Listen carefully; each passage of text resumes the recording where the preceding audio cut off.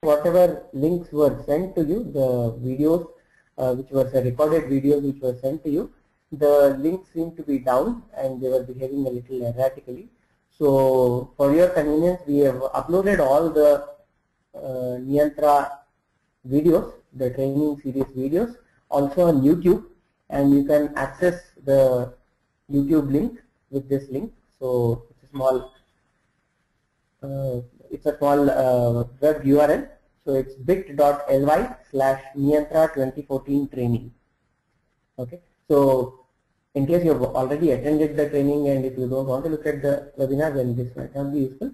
But in case you want to look at the recorded video, then you can also look at this YouTube link.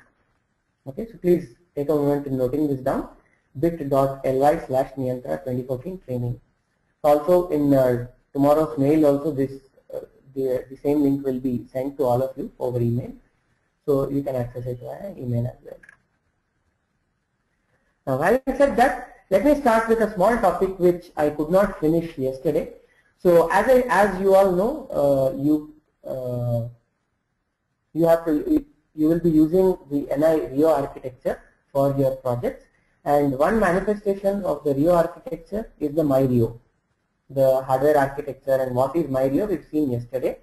What we could not see yesterday is another hardware from National Instruments which also falls under the RIO architecture. So if you find that this is more appropriate to you, you can use the compact RIO hardware as well. So depending on your project and the requirement, and if you need the compact RIO, we would be loaning out a compact RIO from our side. So what is this compact RIO? Again, the compact RIO is also very similar to myRIO in the sense that it also has a processor. The compact RIO has an FPGA and hence the RIO architecture. RIO stands for reconfigurable I/O, and it also has a lot of modular input-output modules basically. So these modules can be put into the chassis of the compact RIO and you can acquire various signals. So yesterday one of you had asked the question that can I acquire an EEG or an ECG signal directly using myRIO? Okay. myRIO has just a 12-bit ADC, so it may not be really suitable for acquiring an EEG or an ECG signal, whereas the compact RIO has some of the modules which go as high as 24-bit ADC. Hence they are very, very suitable for taking a biomedical signal. So that way, so if your signal, if your application requires a very highly precise analog to digital converter, then you can go for the compact RIO. Otherwise, by default, if myRIO satisfies your requirements, you can go ahead and use myRIO. Okay. So having said this, let's move on to our main presentation today, which is, as we've seen yesterday, so there are a lot of sensors which need to be interfaced with a digital processor, and we've seen how myRIO can do this job of interfacing as well as control algorithm. So just a quick introduction, quick overview of myRIO for those who missed the class yesterday. So myRIO has a dual core ARM as well as a Xilinx Zinc FPGA.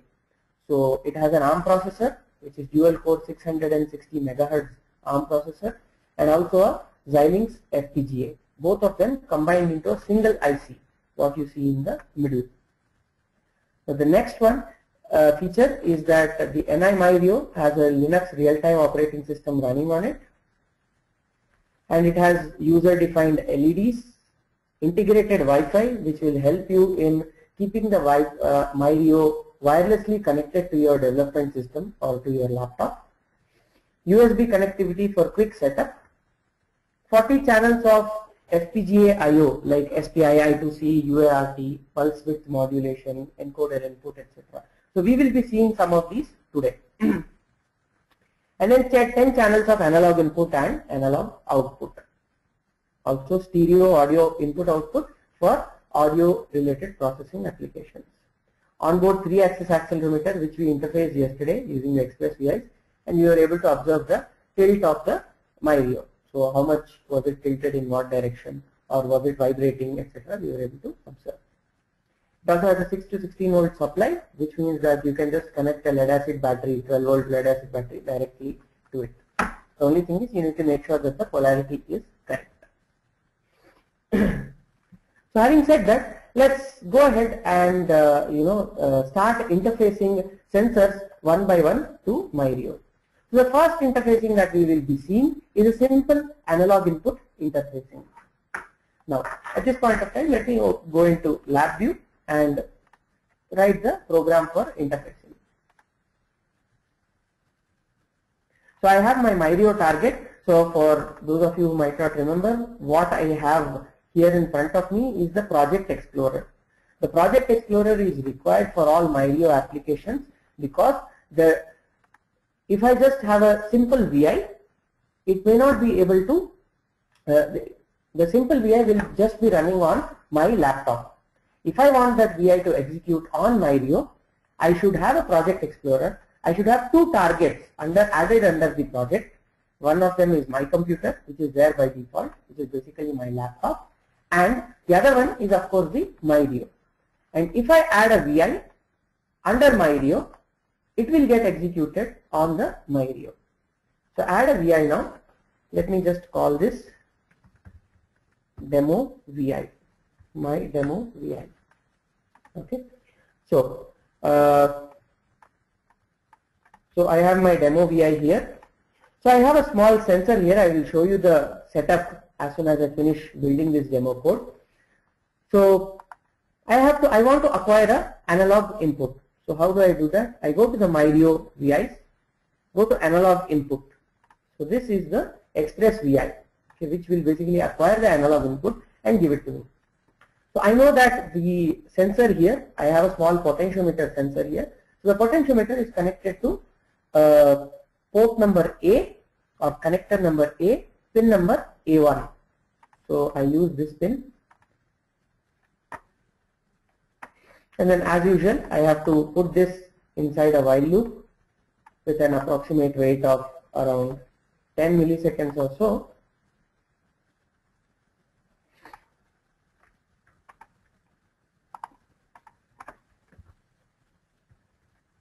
Okay. So now, whereas on the front panel, I'll basically create an indicator, which is something like a gauge indicator.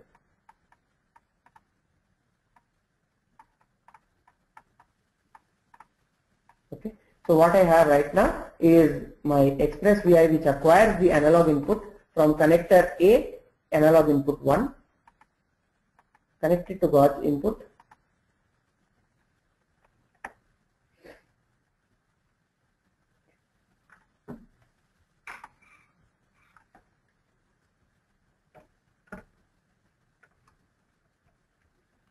You can see that I am able to have the value between 0 and 3.3 volts. Okay. So as I turn the potentiometer, I get various values between 0 volts and 3.3 volts. So potentiometer is a typical sensor which can be used for measuring angle, like how much a particular knob has rotated, etc. Okay. So quickly, let me just go ahead and show you the setup that I have here and what are the different kinds of sensors that we will be interfacing today. Okay. So for that, I've just written a LabVIEW program which interfaces with my camera. So what you're able to see right now on the left here is the screen, is the setup here. So here I have my myRIO. As you can see, myRIO is approximately the size of my hand. So I have the myRIO, and the sensor which I used just now is this blue color sensor, okay, which is basically nothing but a potentiometer. So I can change the potentiometer value. So basically potentiometer can be used as a simple sensor which can measure angle. Now you may have a lot of other analog sensors, so which basically give analog output. For example, humidity sensors. There are a lot of sensors which are available for measuring humidity, which give an analog output. So you basically need to connect that humidity sensor or the potentiometer or whatever that analog sensor is to the myRIO, the appropriate pin of the myRIO. Okay. Now What you see here is you see an orange wire which is basically looping back. So it's basically connected to the UART transmit pin, looping back and coming back to the UART receive pin. So what is this UART? It's basically something like a serial port. Okay, so what I will be doing is I will be sending data continuously on the UART transmit pin and receiving it back on UART receive pin. Of course, in a more realistic scenario, you would have an external sensor which would be present outside the myRIO, and that sensor would be continuously giving the data to the myRIO, and that data you will be acquiring it into LabVIEW. Now, moving further, I basically have a small servo motor here. Okay, so I will tell you how to interface with servo motor. And I also have a DC motor along with the encoder present here. So I basically have the encoder connected to the myRIO. So as you can see, these are just normal connections and normal wires. Okay. So also the camera which I am right now holding in my hand, after a moment I will be connecting it to the myRIO, and I will be showing how to acquire images from the camera onto myRIO and then process it on myRIO. So this is the setup that we have in front of us right now. So, so again, going back to the previous example that I showed, I basically have a small potentiometer here. As I keep rotating the potentiometer, I can acquire the analog input. Okay, and of course I can implement various control algorithms based on the analog input. Okay, so I will come to that in a while. So that's the first sensor that we have seen how to interface to. Now the next sensor that we would be seeing, or rather I will just show you the code, is interfacing myRIO to sensors using SPI. So there are many sensors, like temperature sensor and humidity sensor, etc., which instead of giving a simple analog input would be giving digital data over SPI protocol. Now, how do we interface that? Interface the SPI sensor. Right click, myRIO palette. Under myRIO, we have the SPI Express VIs. So I use the SPI Express VI, and here you can see that there are multiple SPI channels. So you see A/SPI, B/SPI. Basically, myRIO has three main connectors, A, B, and C. Okay, so A and B are exactly identical.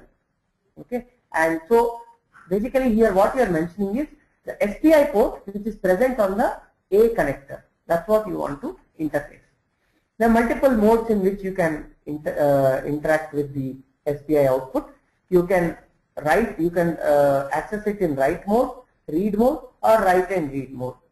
So basically, if it's in write mode, you keep writing the data to the sensor, okay, irrespective of what is the feedback that it is giving. In the read mode, you will be continuously reading the data from the sensor, and in the write/read mode, you will be writing data to the sensor, or more like you will be querying the sensor, and then the sensor would be returning the data back to you. Okay, and the frequency, the clock frequency is 1 megahertz. Okay, so there are multiple clock frequencies which you can work with.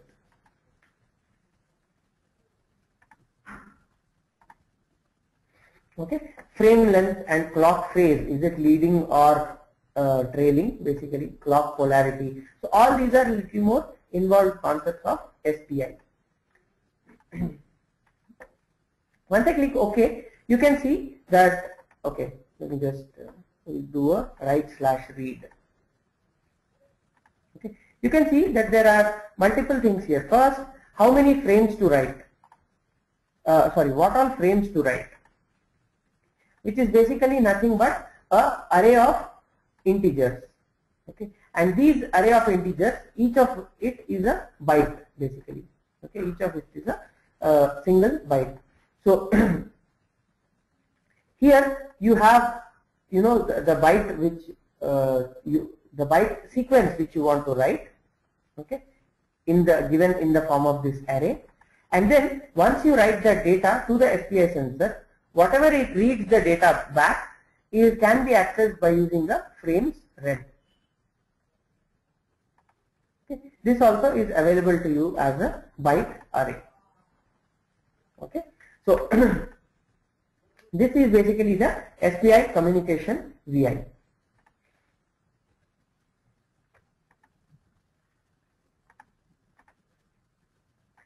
Now let's go ahead and see and similarly, of course, I'm sorry, I forgot showing to you. So similarly, we have the I2C interface VI. So it has a little different kinds of options. So is it again write mode, read mode, write and read mode, standard mode or fast mode, basically 100 kbps and 400 kbps. Again, you have two channels, connector A I2C or connector B I2C. Okay, you can use any of these for your I2C communication. Now, let me just take a small amount of time and show you the myRIO's data sheet and what are the different kinds of connectors present on this. So what I have opened right now in front of me is the myRIO connector, myRIO data sheet. So as I said, myRIO has three main connectors. Connector A, connector B. Both of these are exactly identical.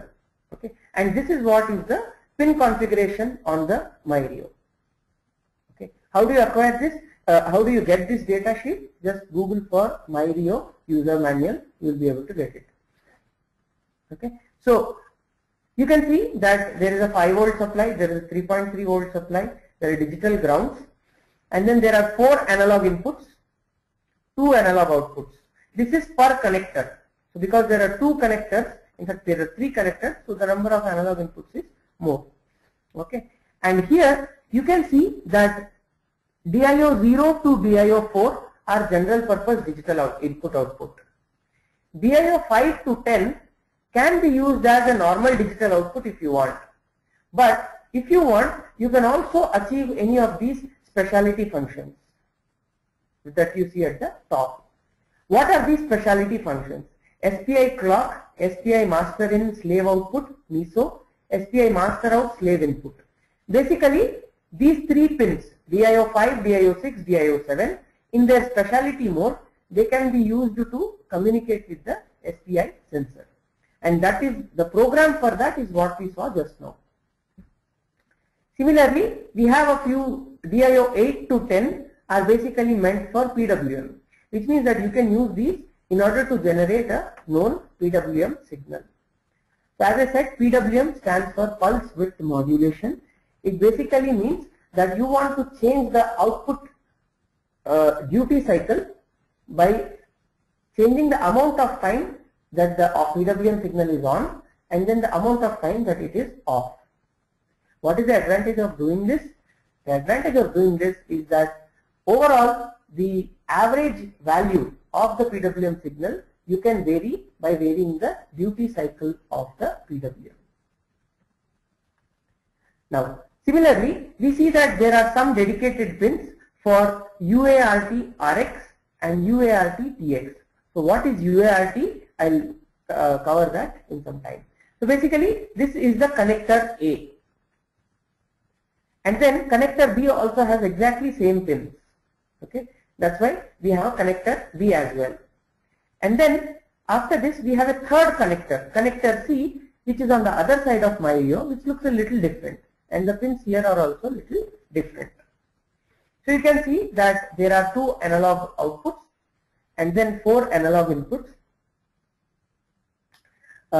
And they can be configured if you wish as differential inputs. And then we have 8 digital input outputs on this.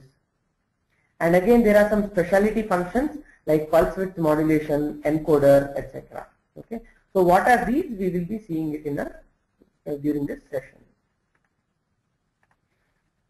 Now, so what we have seen just now is we have seen the software for interfacing SPI and I2C sensors to myRIO. So the next thing would be interfacing camera to myRIO. Okay. So what I would be doing is I would be showing you how to interface the camera with myRIO. So presently I have camera connected to my computer. I am now connecting it to the myRIO. So where do you detect the camera? So there is this software known as Measurement and Automation Explorer, okay, short for MAX, Max. Okay, so you can detect the myRIO hardware here, okay, and see what all are the hardware, what all are the devices and interfaces which are connected to it. Like for example, there is a serial port 1 and serial port 2, which is basically the UART port. Okay, and then we also have the network, and then we have the image acquisition device, short for IMAC device. So here I have the camera 0, which is the USB camera which is connected to myRIO. Now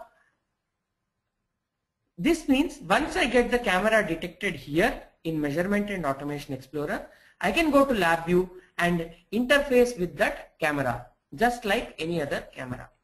Okay, so let me just show you. So I have the, where is the VI? Just to reiterate, the VI is running under myRIO.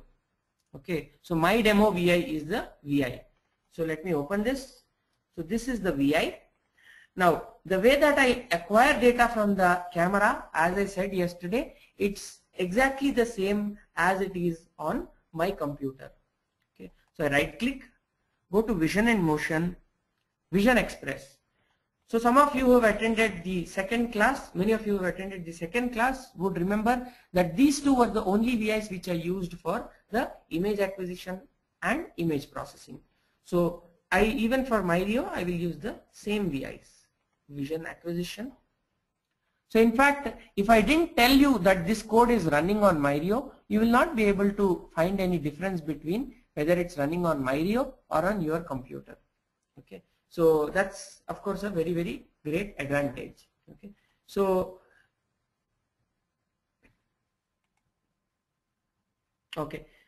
the Measurement and Automation Explorer is right now using it.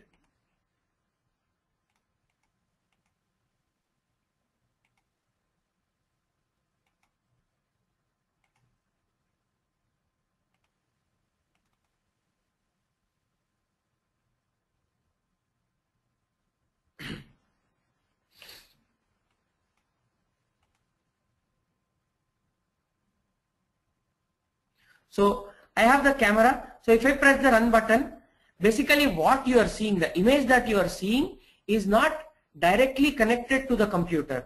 The USB camera is connected to the myRIO, and then the information of the myRIO is transferred over the USB cable which connects the myRIO to my host computer. If that connection is wireless, then the data from the USB camera will be directly transferred to the myRIO, and then from the myRIO it is transferred to my laptop by using Wi-Fi. Okay, so basically what I mean to say is that all this image acquisition is happening actually on myRIO. Okay. So I click next, continuous acquisition with inline processing. I click next, and then 640 by 480, 30 FPS. This is the kind of data that I want, data rates that I want. So I have the myRIO connected, and I click finish.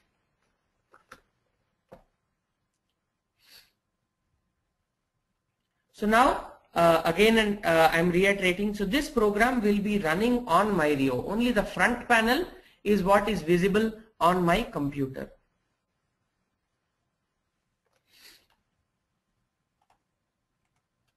Okay, so I have a red object in front of myRIO, so let's do some image processing on this. So you can see that it's continuously acquiring that data, and then now for all the image processing, of course, we have our Vision Assistant. So the Vision Assistant, I'll place it here.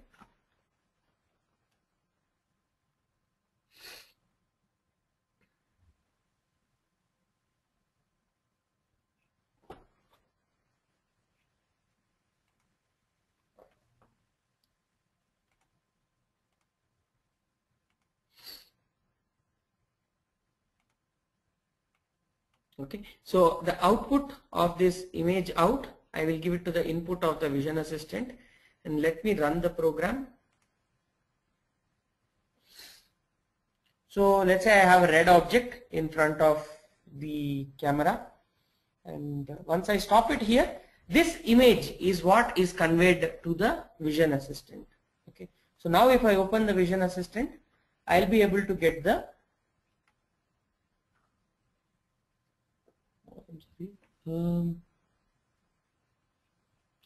I think I need to save it once. So, or I can just place this image assistant once more, and I will have the red object placed in front of it. So the first time it takes a snapshot.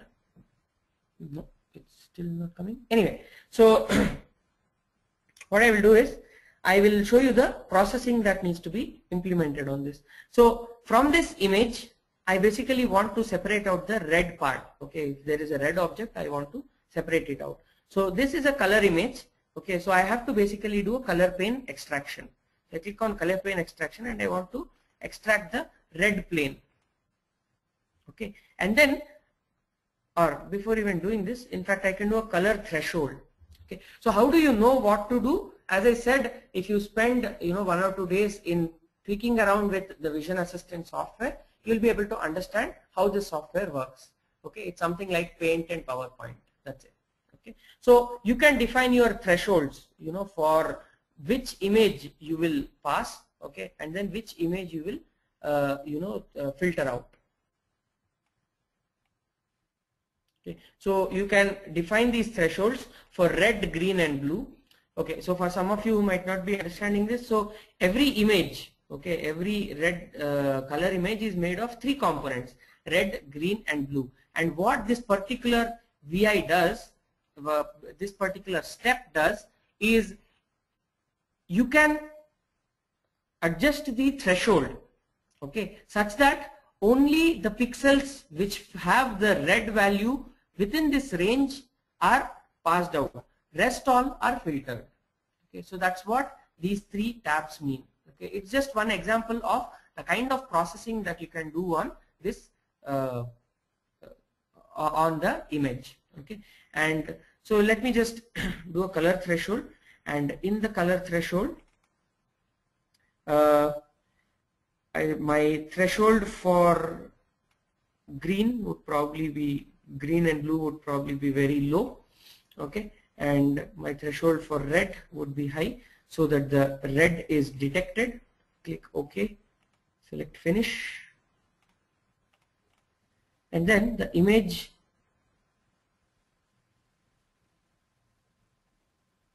is basically given to the Vision Assistant for processing. So instead of having an indicator here, let me have an indicator at the output.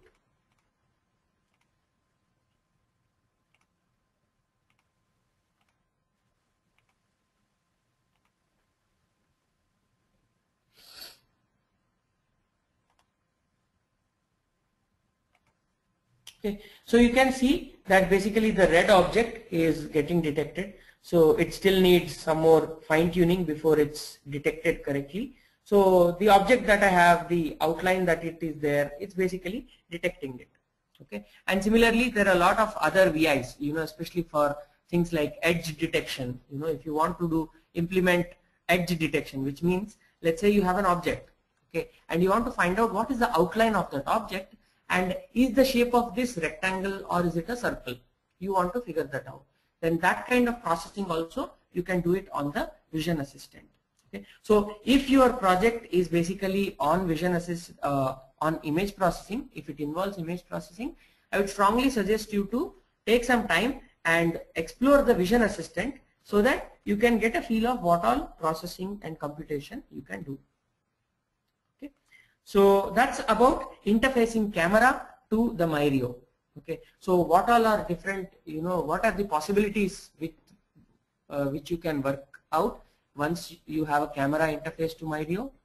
Just give a thought to it. There are a lot of options, a lot of projects that you can work on. Let's say you want your robot to follow a green ball which is rolling on the floor. Or let's say you want to take an image only when some intruder comes in. Okay, you want to start recording the video only when an intruder comes in, which means that you have to detect a particular motion, and if you detect movement in the camera frame, only then you will start acquiring the video. Okay, or let's say you want to find out what is the position of your robot, okay, with respect to some particular object in its field of view. Okay, so all these different kinds of processing you can do it by using the by interfacing camera to the myRIO. Okay, so that's more about interfacing a camera to myRIO. So just to recap, what all have we seen? We have seen how to interface a simple analog sensor to myRIO. Okay, and then we have seen the software for interfacing SPI sensor and I2C sensor to myRIO. And then we have seen how to interface camera to myRIO.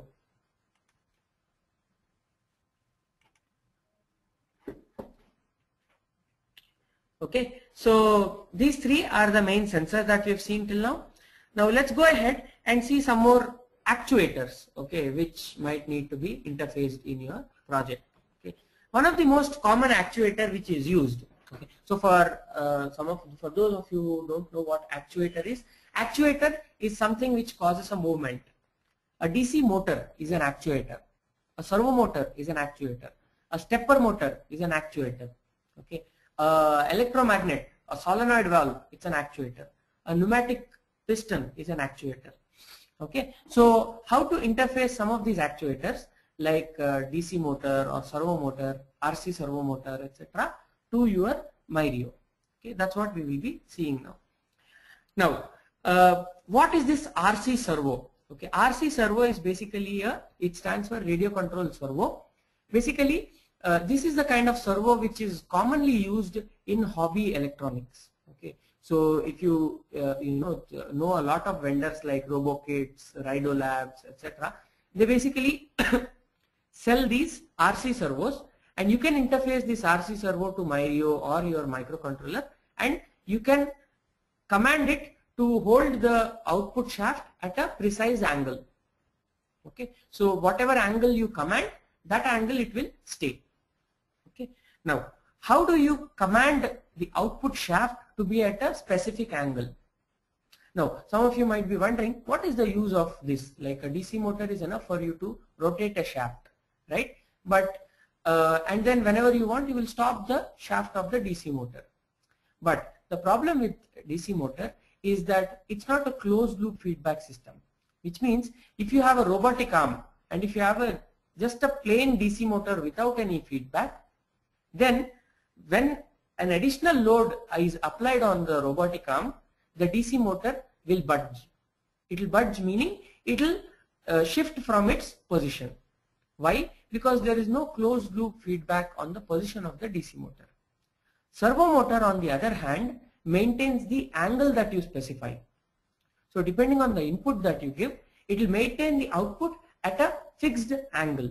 Even if you forcibly try to rotate it, it will still continue at the same angle.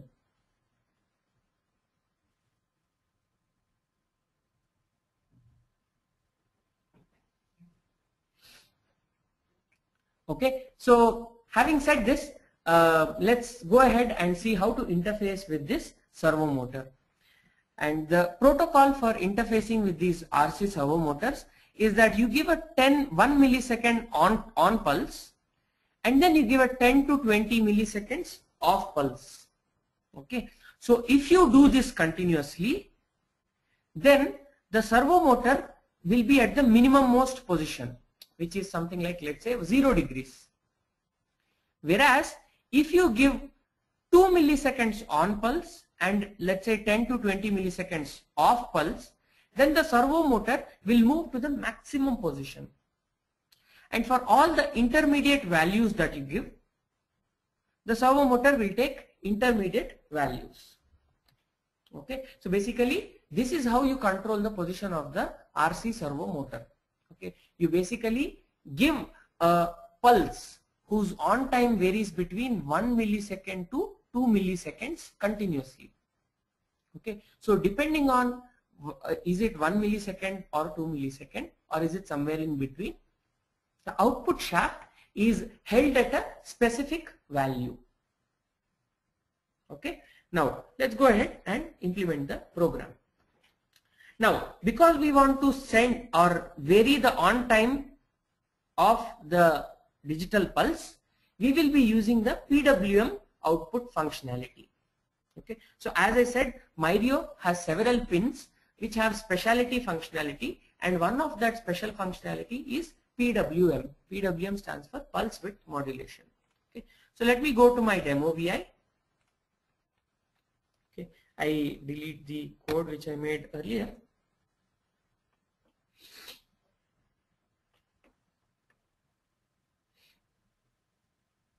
Okay.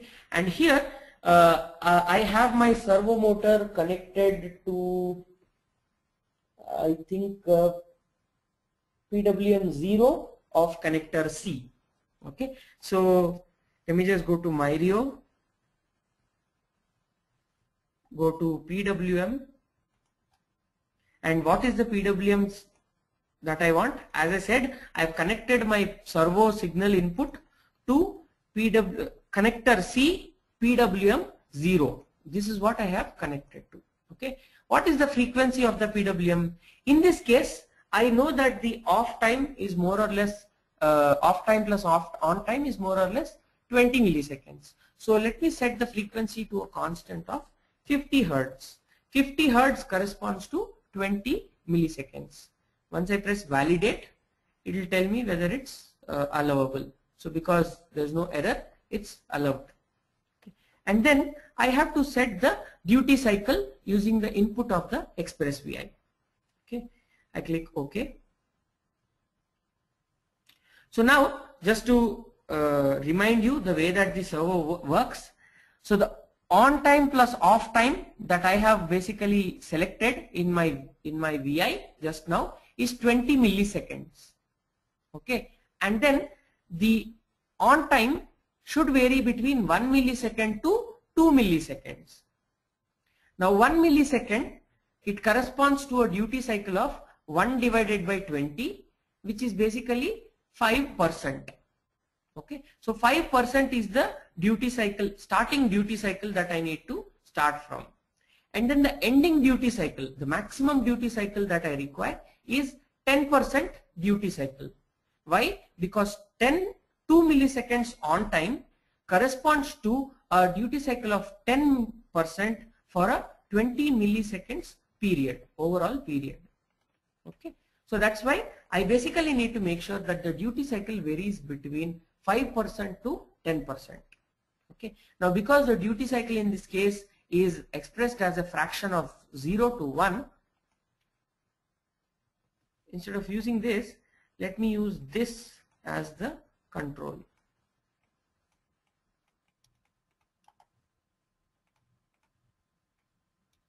Okay. So the duty cycle should vary between 5% to 10% of 1. 5% of 1 is basically 0.05. 10% of 1 is basically 0.1. So the duty cycle should be varying between these two values so that my servo motor can be controlled. Okay. Now with this, let me put a while loop so that it continuously updates. And then I have a small wait inside this so that my program continuously executes. Okay. So just to reiterate the program which I have written, I have basically written a program which generates a pulse width modulation output whose duty cycle varies between 0.05 to 0.1. That is basically 5% to 10%. Okay. Now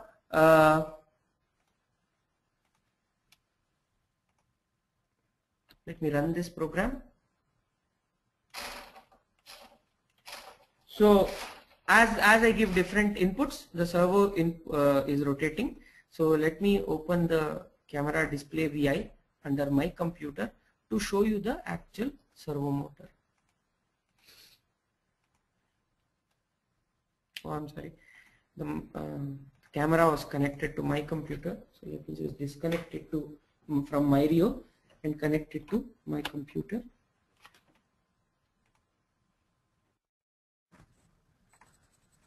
Okay, so I have the camera here. So I have the servo motor present here.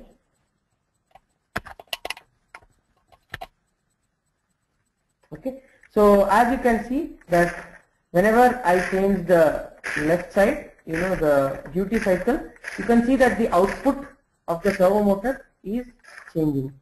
And then, in fact, even if I forcibly try to rotate this servo motor, it will not be able to rotate. Okay, this servo motor is a little spoiled, that's why it's not holding it very strongly. But in general, these servo motors can provide a lot of holding torque.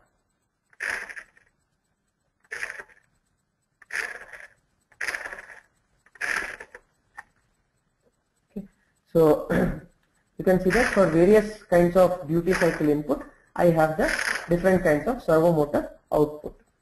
Okay. Now these servo motors are useful in robotics related applications, especially for having robotic arm or something on your robot which can grip. Let's say you want your robot to move forward, hold something, and then take it or grip it. Okay, so you can use these servo motors as well. Okay. So that basically shows us how to interface these servo motors.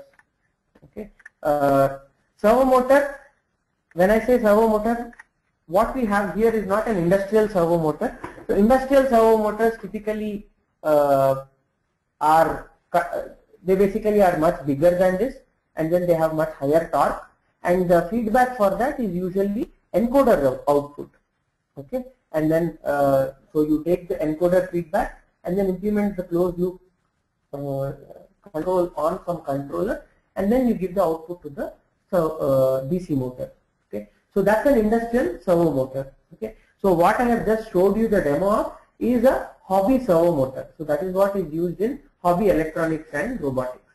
Okay, so now having seen all these, okay, like how to interface analog and digital inputs, how to interface servo motors and USB camera and all these things, so we can put all these together to show some kind of system. Okay, so you can build some kind of system. Your system may be an embedded system, where you are monitoring whether garbage bin is continuously filled or not. Okay, and if there is some problem, you will be sending some SMS over GSM modem. Okay, so it might be something like that, or it might be something like a simple robot like a vision guided hexapod or something like that. So, or you can have a burglar detection system where if there is an intruder beyond the point, you will be able to send the record the video of that and then send it over Wi-Fi to or GSM to some of your end users basically. So different kinds of applications are possible once you know how to interface these sensors and actuators. Okay, so also I've seen a lot of projects on home automation as well. Okay, so even for home automation, you will be using current transducer and voltage transducer. Okay, and then converting the AC signal, okay, the 220 volts AC signal, and as well as the current signal into a plus minus 10 volts signal, and that signal can be fed to the myRIO, and then you can implement various features of home automation.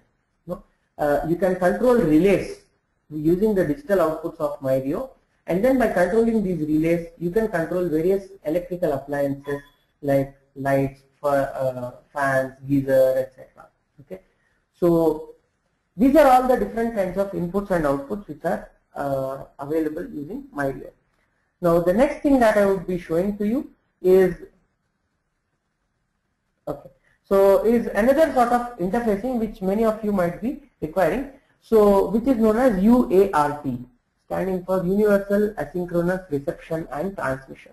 Okay, so I will be showing you how to interface UART sensor to myRIO. Okay, so let me go to the LabVIEW program, my demo VI, and delete the program which I made earlier. Okay, so here I have the myRIO palette. Okay, so before we go into myRIO palette, let's have a small understanding of what UART is. UART stands for Universal Asynchronous Reception and Transmission. So it's nothing but it's a form of serial data transmission. This is widely used by a lot of sensors, okay, like GPS sensor. If you want to interface GPS sensor to your myRIO, the GPS sensor will have a UART output, also known as UART TX. TX stands for transmitter. Okay. So the output TX pin, UART TX pin of the GPS sensor should be connected to the UART RX pin of our myRIO. Okay. Again, care needs to be taken that both the voltage levels match. Okay. And if the voltage levels match, you can connect the UART TX of the GPS to the UART RX. RX stands for receiver. UART RX present on the myRIO. Okay. Now, where is this UART RX? UART RX is present on the connector of the myRIO. You can see that there is a UART RX, which is pin number 10 on connector A and B. Now, similarly, if there is an actuator, okay, something like a motor controller or something like a GSM modem. So whatever data you acquire, process data on the myRIO, you want to send that data to a GSM modem, through a GSM modem to some central server, okay, or you want to send an SMS to some customer. Okay. So how do you do that? You basically interface the myRIO to a GSM modem, external GSM modem. Typical GSM modems have UART input. Okay. So what do? You basically connect the UART TX of the myRIO to the UART RX of the GSM modem or the GPRS modem. Okay. And then there are a specific set of commands that you need to send from the myRIO to the GSM modem or the GPRS modem. Okay. So this way, this is a brief introduction about what UART is. UART is just a simple serial communication protocol which is very commonly used. Now, let's go ahead and understand how do we communicate or interface UART with myRIO using LabVIEW. For that, I right click, go to myRIO palette, okay, and under myRIO palette, I have this express VI known as UART. So I use this UART express VI. So here I have various features like, firstly, as I said, there are two UART ports present on myRIO. The first UART port is present on connector A and the second one is present on connector B. Okay. Now, connector A basically has two pins again, one for transmission and one for reception. As I showed to you initially while I was showing the setup, here I have made a connection by which I have basically shorted the UART RX to UART TX, which means that whatever digital data I am transmitting over the TX of the UART, the same digital data I am receiving it back via the RX.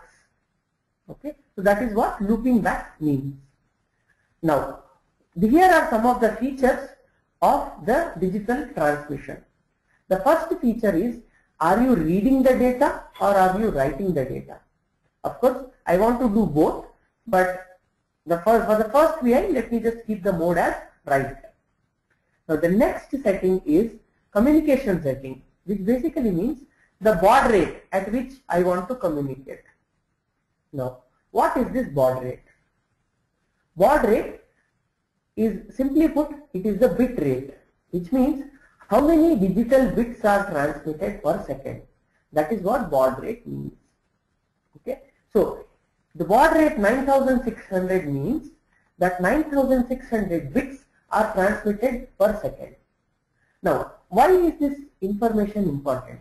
This information is important because if I am transmitting at a baud rate of 9600 and if the receiver is receiving at some other rate, let us say 20,000 bits per second, then he will have a lot of repetition in the bits and hence he will have erroneous data. So instead of getting 10101, he will be getting 110011000111, something like this. Okay, which basically means that he has got erroneous data. So in order to synchronize the data and make sure that the transmitter and the receiver are on the same page of communication, we have this concept known as baud rate. Okay. Now, as one might correctly understand, the baud rate on the transmitter side and the receiver side should be the same. If they are set differently, you will get erroneous values. Now, if you are using a GPS sensor, what will the baud rate be? How will you know? The GPS sensor basically has a data sheet, and in the data sheet it will be given what is the baud rate. Now, for example, if the GPS data sheet mentions that the baud rate is 2400 bits per second, then you should go ahead here and then make sure that the baud rate is 2400 bits per second. Okay. But of course, you have to keep it in the read mode, okay, for you to read the data. Okay. So that's a quick introduction about baud rate. Okay. What are these data bits? What is parity and what is stop bits? Okay. Again, these are also some parameters of how many bits are present in one single frame. Okay. How many data bits are present? You can have 7 or 8. Okay. So what is the parity? Is there any parity check which is implemented on the transmitted data?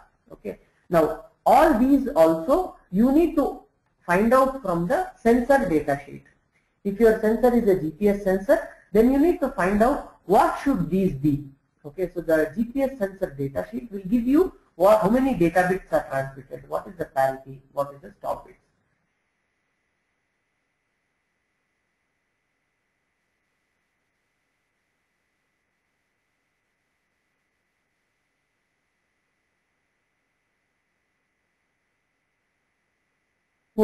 What are the characters?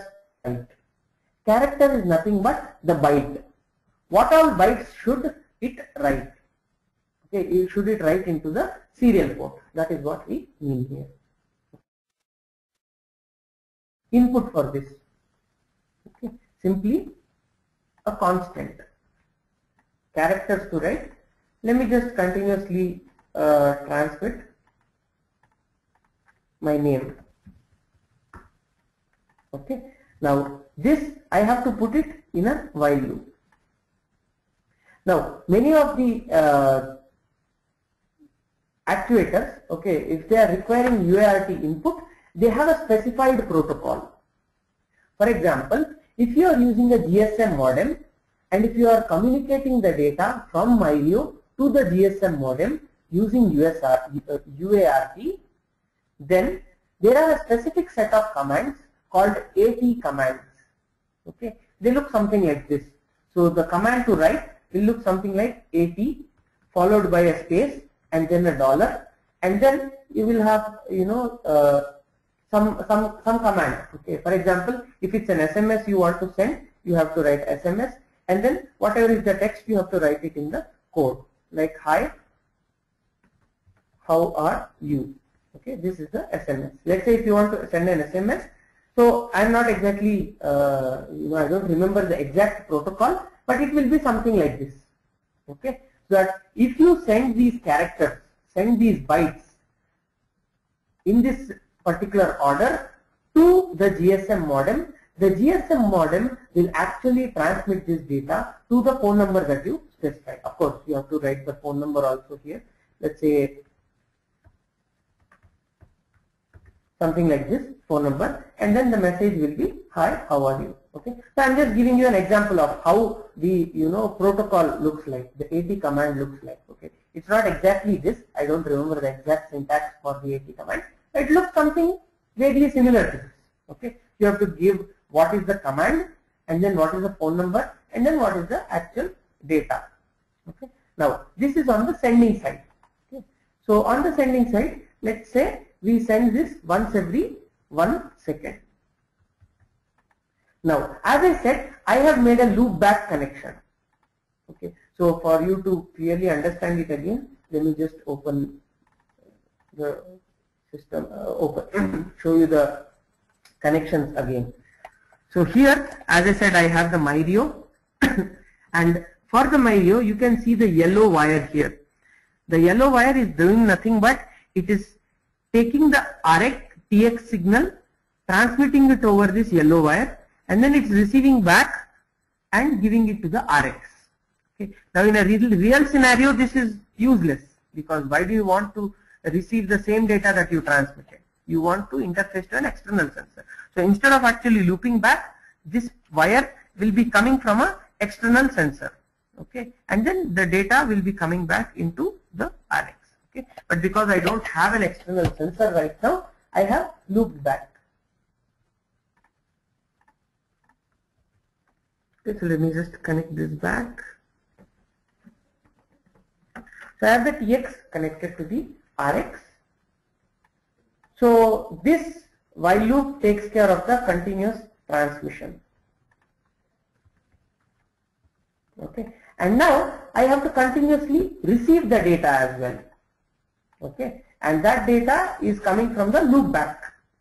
So for reception, I'll go to myRIO again, UART, and in the configuration dialog box, I'll select the mode to be read.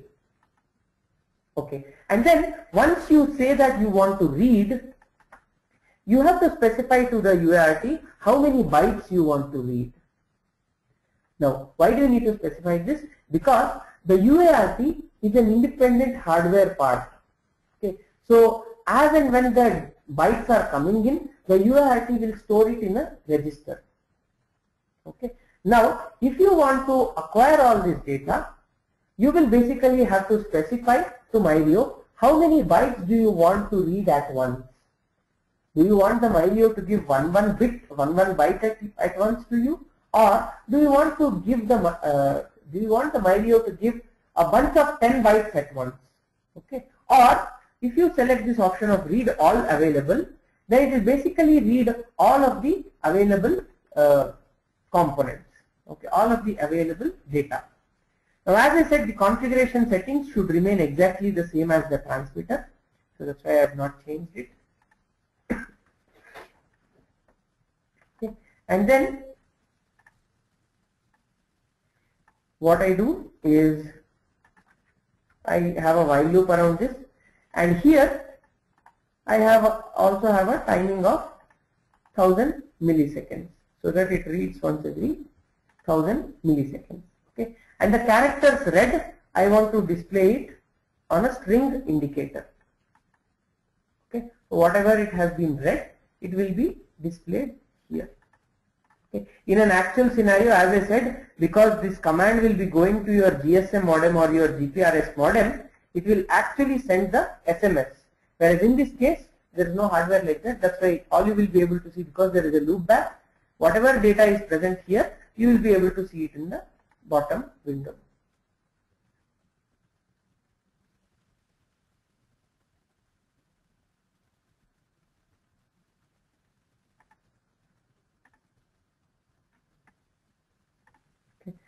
Sure, why this is not working? Yeah, I guess I know. So I have connected the connector to the B UART. Okay, so I need to select the B UART here. And so what is A and B? A and B are the two different connectors on myRIO. Okay, so just to show it back, A and B, left side connector is A connector, right side connector is B connector. Both of them have the exact same pin configuration. Okay, so that's why I need to, because I made the connections to the B connector, I need to select B connector here. Okay, you can see that whatever data is continuously displayed or sent from the above, the same thing is received at the bottom. Okay, now let us say here you cannot see any difference in data, because it's the same constant which is being continuously transmitted. Now let us say instead of this data, you also want to transmit a random number. Okay, now, or it can be an analog input as well. So what I will do is I will read the analog input from myRIO. Okay, and I will use the potentiometer pin, AI1 pin. Okay, and this number I basically will convert it into a string data. Okay, so basically this number which I have, it's basically a double data type. Okay, so it's basically nothing but a floating point number. Okay, now I may display it here. Okay, but I want to also convert it into string data and then actually send that string data as an input to the UART.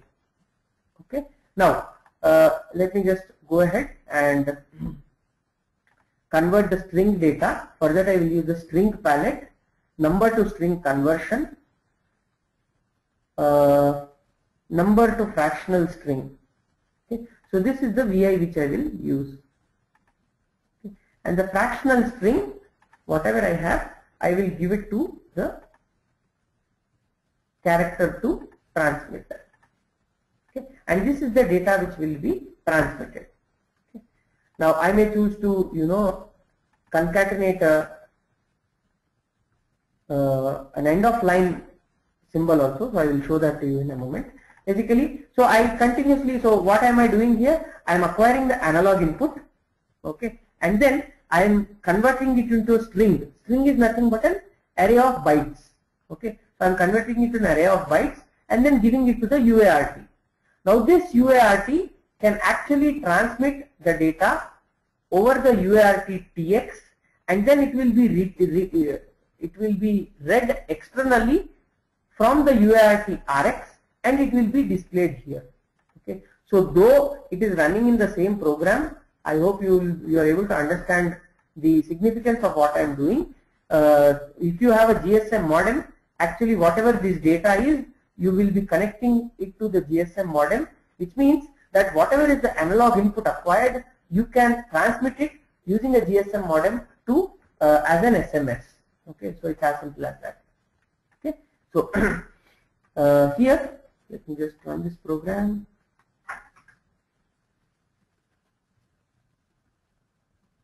Okay, so the value right now is 1.828. So as I keep rotating, the potentiometer, the value keeps varying. Okay, so some of you might feel, okay, you might not have understood the significance yet. I am not just doing the interloop communication, not just from this loop to this loop. Simply, what I am doing actually is that I have acquired the analog input, converted into a string, transmitted the string physically over the UART port, UART connect pin, and then externally I have made a loopback connection, and that because the data is coming from external loopback connection, and it is read by using the UART RX VI. So RX stands for receiver VI. Okay. So that way I am basically able to interface to UART sensors. Okay. So you can either acquire the data from a UART sensor, or you can send out and control a UART based actuator. Okay, something like a motor or a motor with UART control, or GSM modem or GPRS modem, etc. Okay, so this is more or less it about the UART control, UART interfacing. So we have seen quite a few things today. Simple analog interfacing, we started with that, and then we have seen how to implement SPI and I2C interfacing, and then we have also seen how to interface a commercially available servo motor. Okay, we have seen how to interface camera. Okay, and similarly we also have encoder interfacing. So I will not do this program in front of you, but I will show you the code.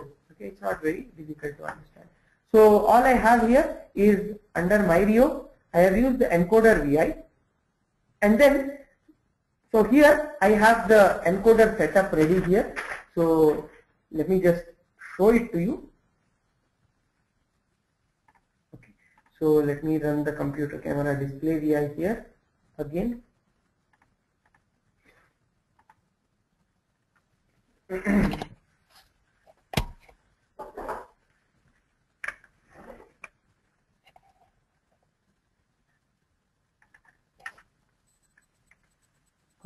So here I have the encoder here. Okay, actually it's a motor plus encoder. Okay, so as I rotate this, you can see that the counter value is changing on the front panel. Some of it might not be visible. Let me just make it bigger.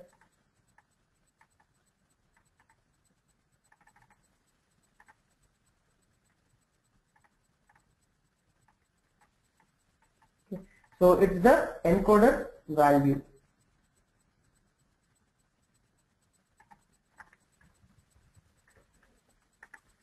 Okay. So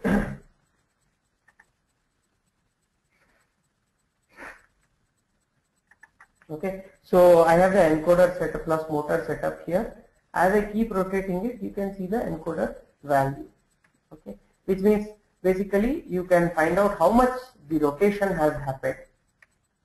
Okay, and from this encoder value, you can also find out what is the speed at which the encoder is rotating. Okay, by taking successive differences of encoder value. Okay, so if you see here. So this is the while loop. This encoder value is being read once every 100 milliseconds. So if you subtract the present encoder value from the previous encoder value, then divide it by 100 milliseconds, you will get the velocity of the encoder during this 100 milliseconds. So that way you can implement the encoder feedback. Okay. So this is how you interface various sensors, like analog sensors, encoder sensors, protocol based sensors, etc. Okay. Now, having said this, what do you do after you acquire from the sensor? Okay. So one aspect that we have seen extensively yesterday and day before yesterday is the signal processing aspect of it. So I will not go into more detail on signal processing, but what I will be focusing on is the control algorithm which you will be implementing on it. Okay. So let me open my demo VI.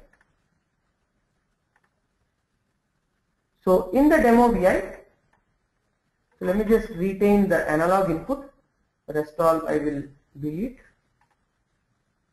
Okay, so the analog input, okay, so what I will be showing right now to you is how to implement the control algorithm on a simple plant. Okay, let us say, so before that let's just understand what do we mean by this control algorithm. Okay, just consider a simple example. You are in an air conditioned room. Now the air condition, the temperature needs to be maintained at a specific value. Let's say if you set the set point or the temperature desired value as 20 degrees centigrade, then the air conditioner, what it does is it keeps on measuring what is the present temperature. If the present temperature falls below 20 degrees centigrade, then it will stop for a while, or it will increase the temperature a little bit. If the actual temperature is higher than the desired temperature, something like from 20.5 degrees centigrade or 21 degrees centigrade, then basically the air condition works a little more and then tries to cool the room down. Okay, so this is known as a closed loop. Okay, now there are a lot of examples where closed loop feedback is used. For example, if you are if you just consider a aeroplane. Okay, now in an aeroplane, okay, the aeroplane always needs to be maintained horizontally. Okay, but however, there might be a lot of wind disturbances which are constantly moving the aeroplane left and right. Okay, now in spite of that, if the aeroplane has to stay horizontally, it has to have a closed loop feedback, also known as it has to have a control algorithm implemented. Now, how does it look like? How is this control algorithm implemented? Okay.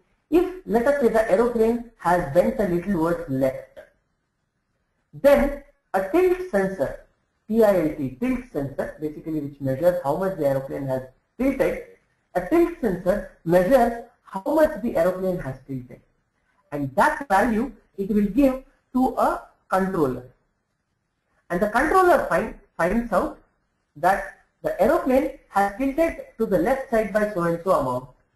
Now, in order to correct this, the actuation, which means basically the left side flap and the or left side aileron and the right side aileron needs to be controlled in an appropriate fashion, so that the aeroplane becomes horizontal back again. Okay. So this way you implement a control algorithm on a aeroplane stabilization system. Okay. So control algorithm is something which is very, very ubiquitous. Many of you are involved in projects which are, wanting to do projects which involve control algorithms. So that's why I hope this small 5-minute session that I will take now will be useful to you. Okay. Now, as I said, the first part of a control algorithm is the feedback. The feedback basically gives you what is the current situation of the plant. The plant may be an airplane, it may be the closed room with air conditioner, it may be anything. Okay. So what is the current situation of the plant? Okay. So is it at the desired position or is it not? That is what is measured by the sensor. Okay. And the sensor, let us say, gives a simple analog output. Okay. Or it basically gives a number. Now this number needs to be fed into the controller. The controller is actually implemented in the control, is present in the control design simulation toolkit. Okay. In this particular palette, so how do you navigate to this? Right click on the block diagram, you get the functions palette. There is a control design and simulation, and under control design simulation you have PID. PID stands for proportional, integral and derivative. Okay. It's a kind of control algorithm. I will tell you what that is. So PID control algorithm, I will place it on my block diagram. Okay. And the analog, the sensor input which I presently get are given as the process variable to PID. Similarly, there is another input which is called set point. Set point is nothing but the desired value. Okay. So this will be the desired value. Okay. So just to make it more intuitive, let me choose the desired value to be a knob. Okay. So this is the desired value. Okay. Now on the other hand, this which is measured from the sensor is the actual value.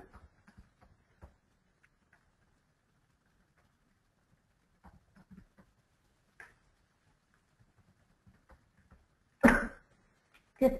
So the actual value, again to be more intuitive, let me just use a God's control. So this is how the desired value and actual value are given as inputs to the PID. What does PID stand for? PID stands for proportional integral derivative. It's a kind of control algorithm. It's a form of control algorithm. And then you have these gains known as PID gains. Okay. PID gains basically characterize the response of the PID controller. Okay. Now the output of the PID needs to be given to the actuator. Now this actuator might be driven by an analog output, let us say. So let's just give the analog output as this.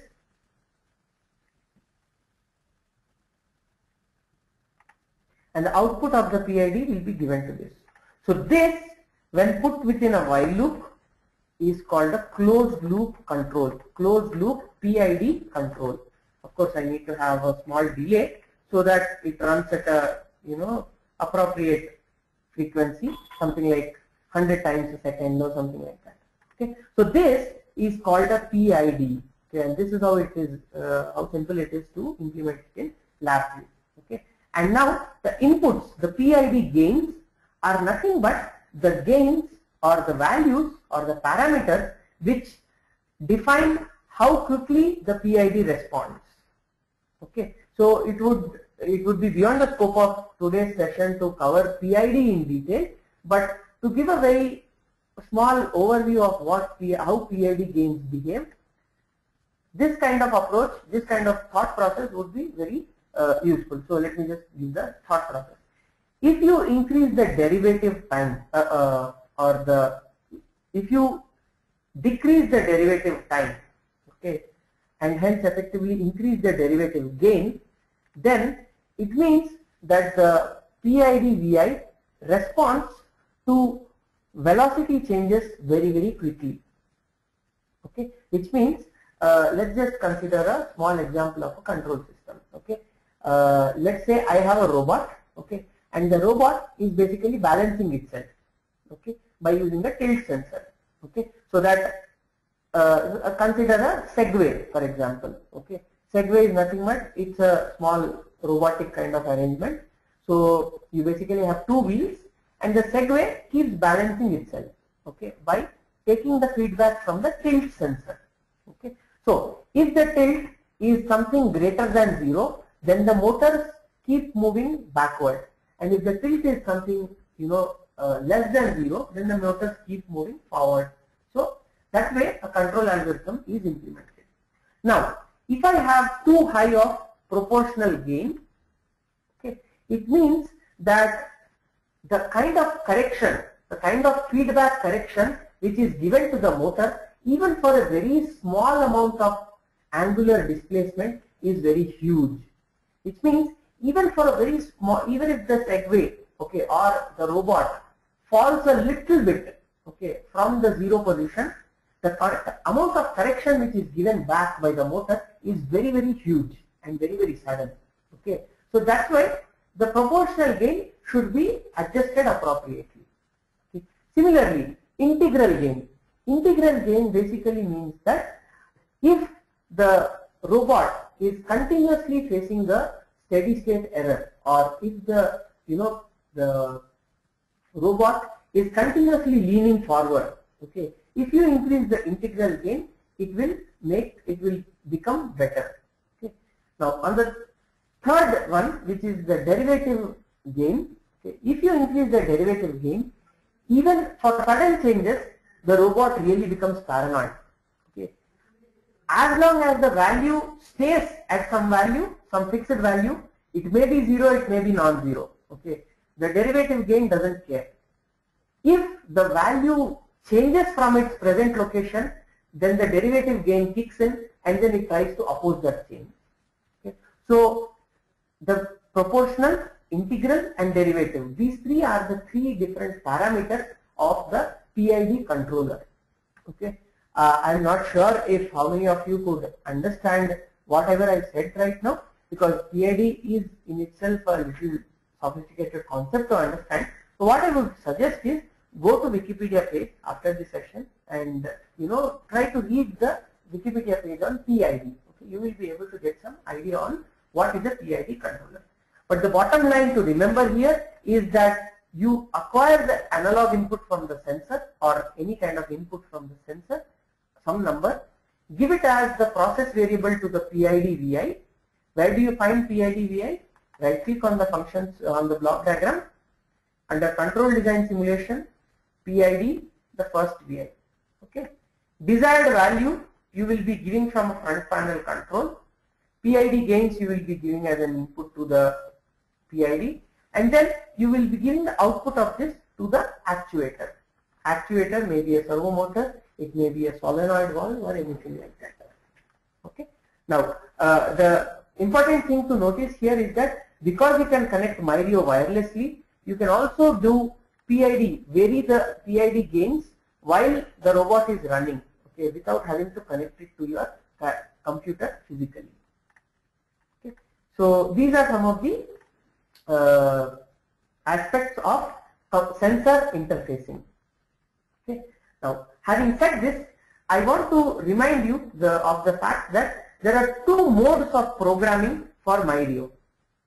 The first mode, which is the Express VI mode, is what we mainly saw yesterday and today till now. Okay. Now the second mode, which is a more sophisticated mode, okay, is the myRIO FPGA programming mode. Okay. So for those of you who do not remember, let me just open yesterday's presentation.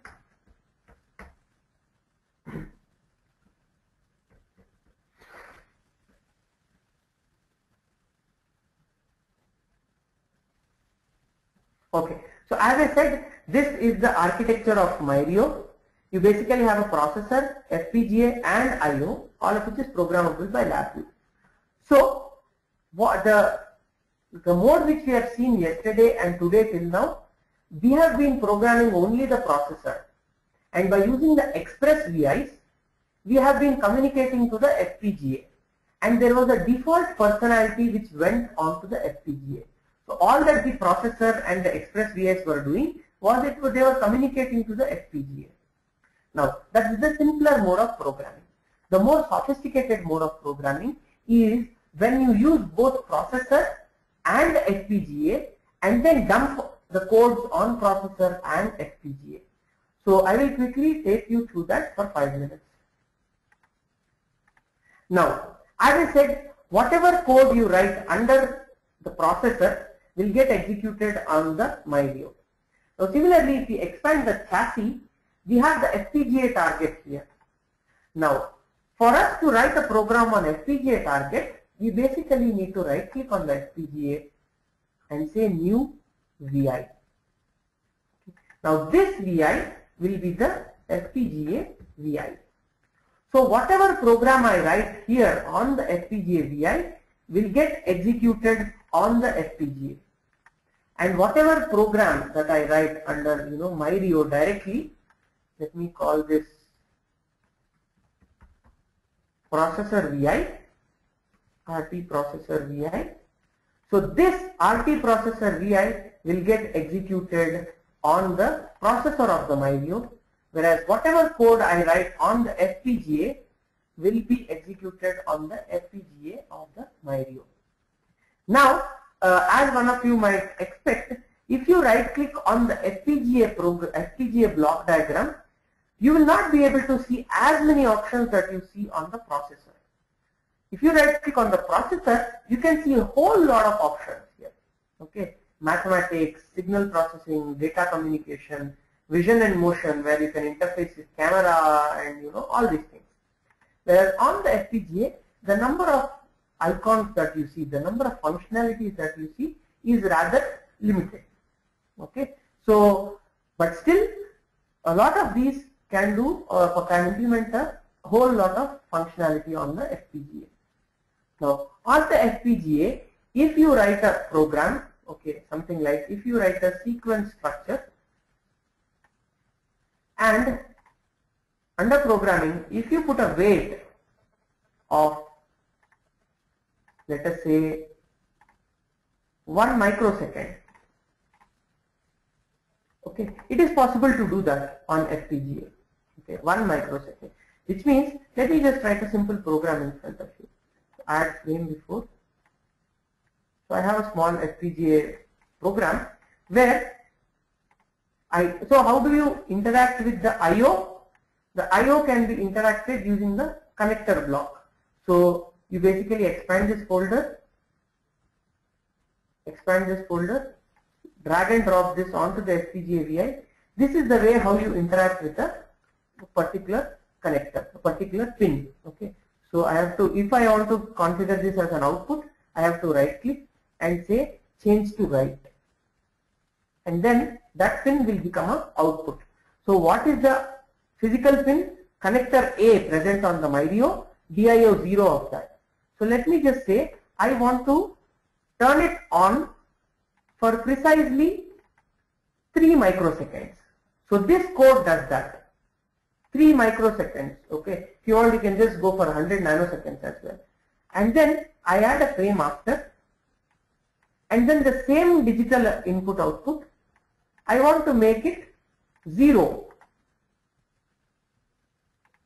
for, let us say, 6 more microseconds.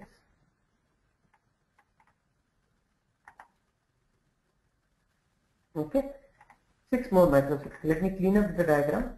So here I have the FPGA program.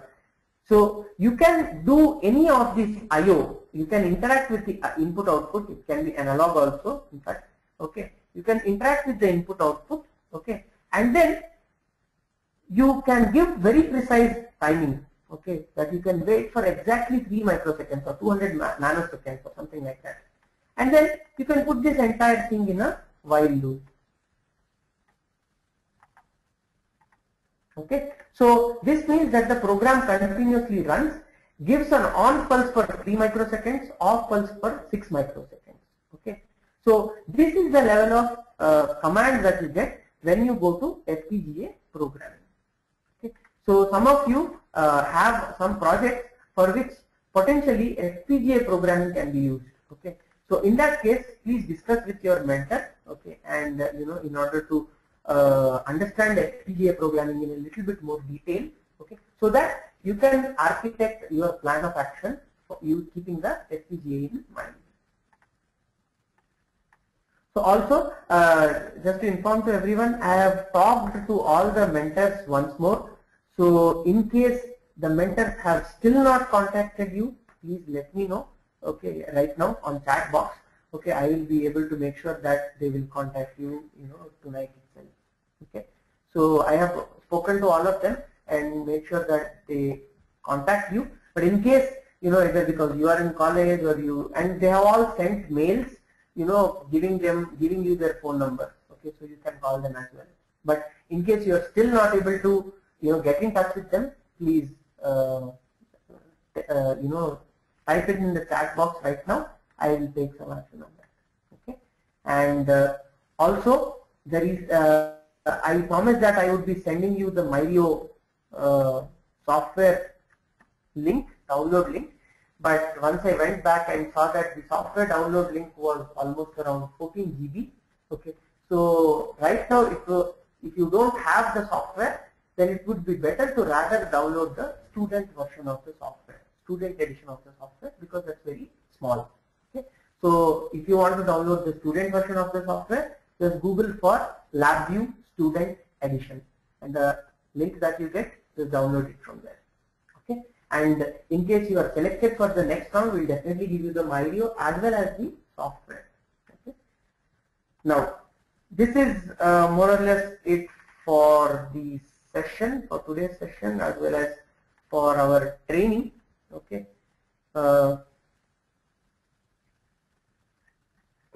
So you can also access the recorded webinars here. Okay, there are multiple locations from which you can access the recorded webinar. So now let me open the session for questions.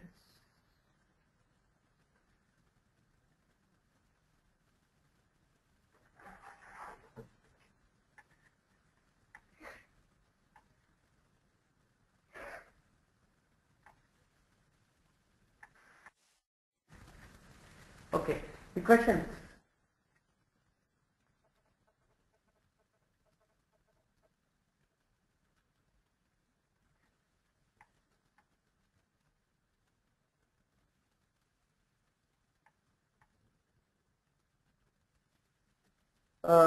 Okay.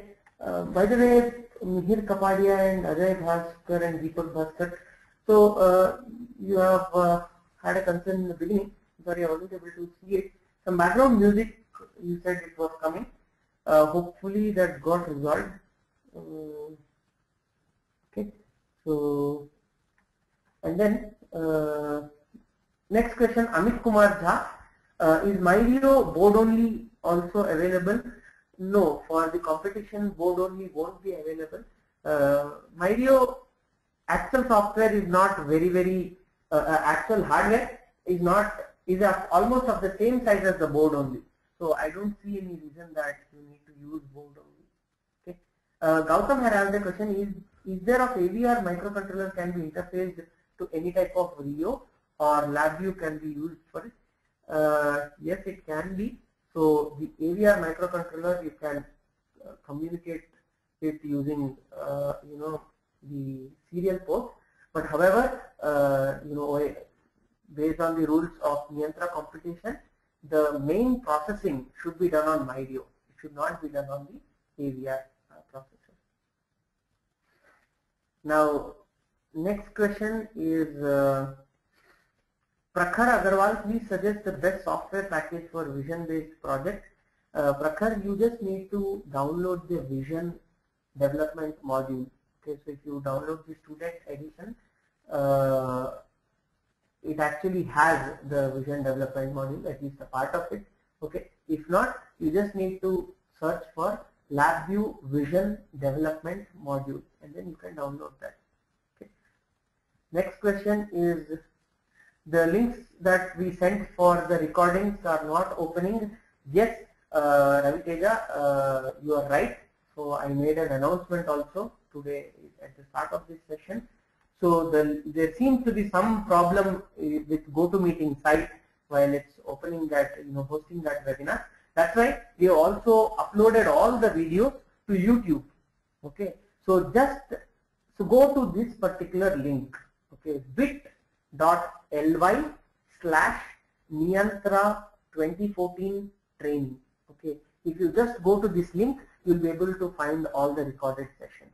Okay, sorry for the inconvenience. We also realized it yesterday, and we have moved all the videos there.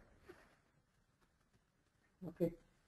Due to internet connectivity options, I missed last 2 training sessions. Can I contact my mentor if I have any doubts while watching the recorded sessions? Yes, Amit Kumar Jha, you can do that. Okay. Will there be any difference if we get the range of color via RGB or HSV? Ayan Gupta had asked this question. No. So basically RGB is different form of expression and HSV is different form of expression. The information as such will not be lost. Okay. Is there any express VI regarding phase detection? Ayan Gupta had asked it. No, Ayan. Phase recognition is a very, very sophisticated processing. There is no express VI for that. How do we implement a gyroscope using LabVIEW? I don't think I understand your question, Shashank. If you want to interface a gyroscope to myRIO using LabVIEW, then you can do that.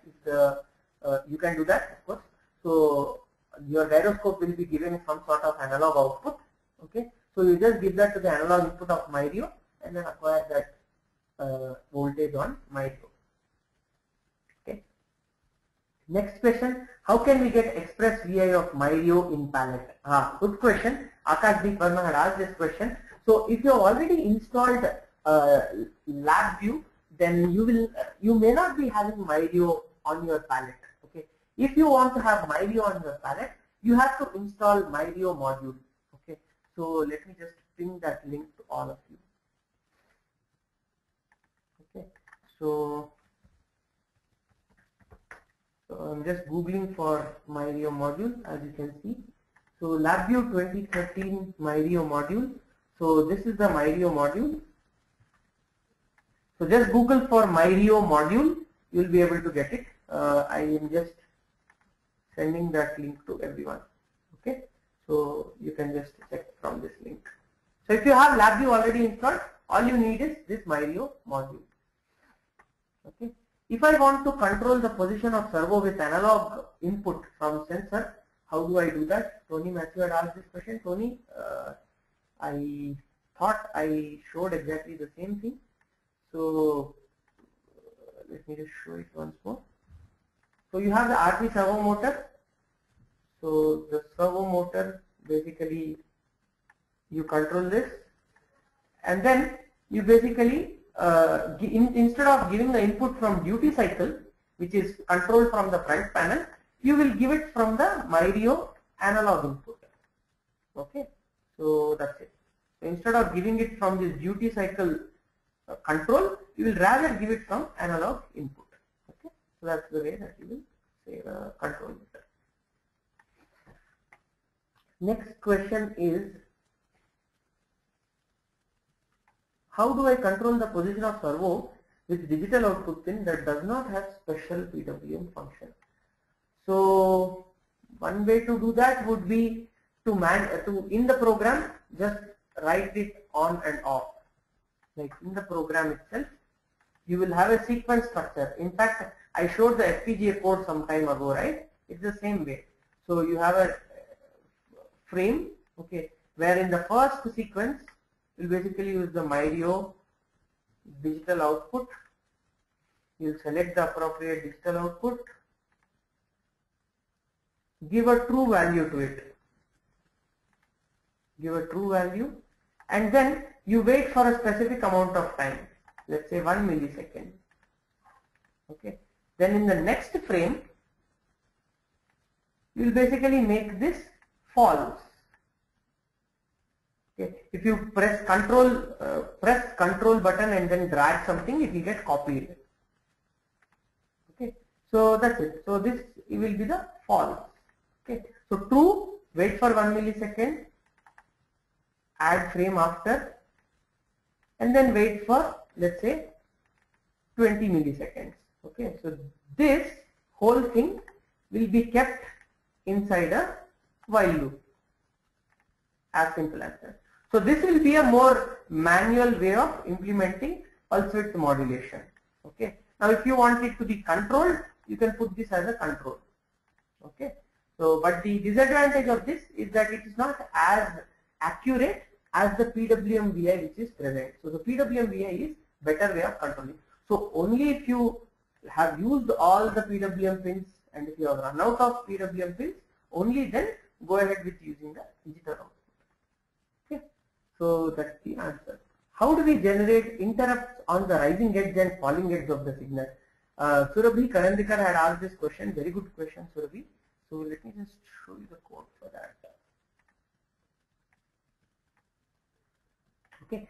So let me just create a small program which basically detects the rising edge and falling edge. Okay. So I add a new VI. Let me call this rising edge detector. Okay. So what I will do is,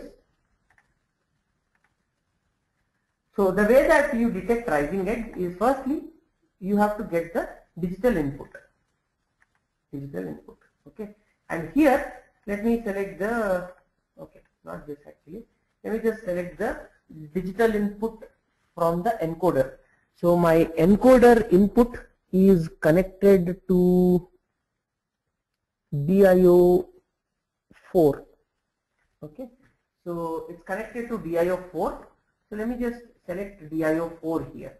Okay, so connector B, DIO 4, that's what it's connected to. Okay, now here we have to put a while loop. Okay, I put an indicator for this. Okay, so this is my indicator. Okay, so you can see that, let me just run this simple program. So all I have is my encoder. Okay, if I run it, I'll be able to see the present value or present digital state of the encoder, which is on. If I rotate it a little bit, no. I think it's connected to another pin. No problem. Let me just use the digital button input pin. Okay, so I go to myRIO, utilities, no, not utilities, onboard button. Okay, so let me just use this button. Okay, so what happens is, let me just poll the button once every 1 millisecond. Okay, so clean the diagram. This is what it will look like. Okay, so I have the button. As soon as I press the button, the LED also glows up. Okay, so press the button, LED glows up, release the button, LED goes off. Now, if I want to detect the rising edge on this, how do I do that? Okay, let's just go and see the program for that. Okay, now for detecting rising edge, I have to basically know that the state has changed from the previous iteration.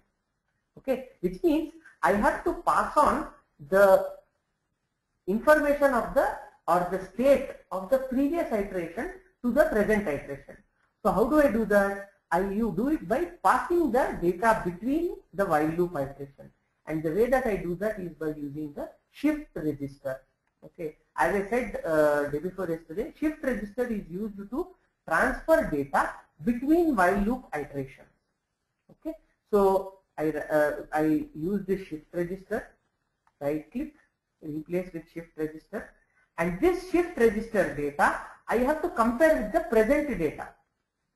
And how will I do that? I use the Boolean function exclusive OR. Okay, so exclusive OR means when the present input is different from the previous input, then the exclusive OR will be triggered. Okay, now let us go and see what this exclusive OR output looks like. Okay, so this is the input, actual input, the button input, and then the LED represents the exclusive OR output. Okay, now let me show this. For whenever there is no change being done, the exclusive OR is just on. Whenever I change the input, the exclusive OR will basically for a moment get switched on. Okay, to show it more better, let me increase the timing. Okay, because otherwise the human will not be able to see it. Okay, so when I press the button, you can see that the exclusive OR for a moment switches on. Even when I leave the button, for a moment the exclusive OR switches on. When I press the button again, for a moment the exclusive OR switches on. When I leave the button, for a moment the exclusive OR switches on. Now, why is this happening? Because which means basically this exclusive OR is detecting both rising edge and falling edge. Right? So we are basically detecting both rising edge and falling edge. Okay. If you want to show it in a graphical display, so let me just show it. So this Boolean value, I will convert it into a number. Okay, by using this Boolean to 0, 1. This functionality I will use. Okay, and then I will use a waveform chart, and in order to display this Boolean number. Okay, I will use another waveform chart in order to display the present state of the button. Okay. So we use this 0 to 1. Where do you find it? Right click Boolean to 0, 1, which basically takes in the Boolean as input, gives the number as the output. Okay. Now let me run this.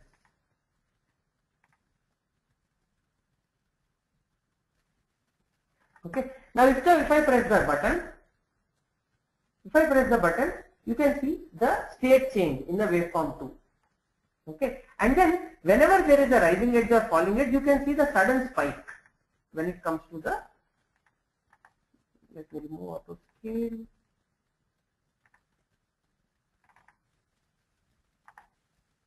Auto scale. Yeah. Now, when I press the button, you can see at the bottom graph, you can see the state of the button. At the top graph, you can see whenever a rising edge or falling edge comes.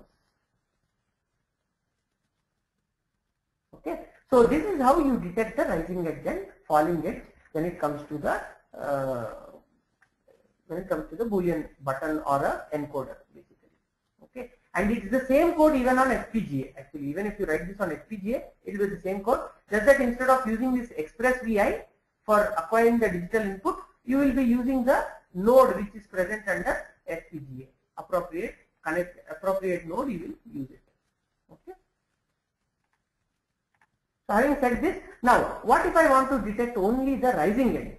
Okay, then basically this XOR you will AND with the present value. So the logic basically means that when a rising edge or falling edge occurs, and when the value is true, only then you display the output. Okay, that's what we are meaning by this AND gate. Okay. Now you can see that this AND gate will only detect the rising edge. It won't detect the falling edge. Okay. Now I run this program. I'm sorry, I have to give the output from here. Okay. Let me clean up the diagram. This is how the diagram looks like. Okay. Now if I press the button, only for rising edge it comes. For falling edge, you don't see anything. For rising edge, you see a spike. Falling edge, nothing. Rising edge, spike.